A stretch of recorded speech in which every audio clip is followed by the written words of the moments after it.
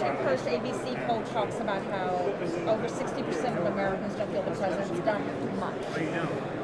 Speaker's numbers are much greater in the poll.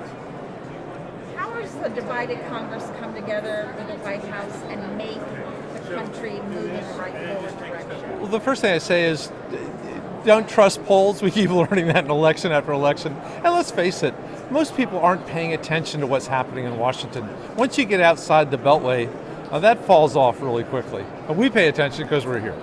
But I think the president made the case again and again tonight that we have worked together a lot. As pointed out, he signed 300 bipartisan bills already.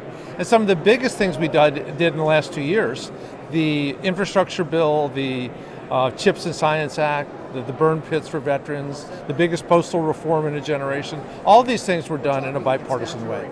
We know that Republicans control the House right now, Democrats the Senate. We're going to have to work together, and he wants to do that.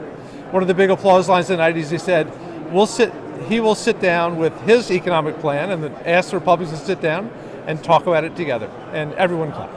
Where are the areas that are going to be tough for you guys to come together? Well, the biggest problem is going to be I think the naive thought that Republicans can roll back spending to where it was 2 years ago, given all the inflation and the interest rates and stuff that's happened. Healthcare has not gotten less expensive.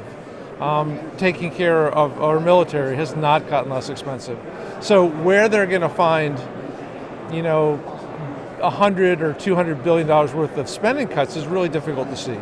The president did say if we start taxing businesses fairly, making sure that the very wealthy aren't cheating on their taxes, that can close an awful lot of that gap without having to take away people's Social Security or Medicare.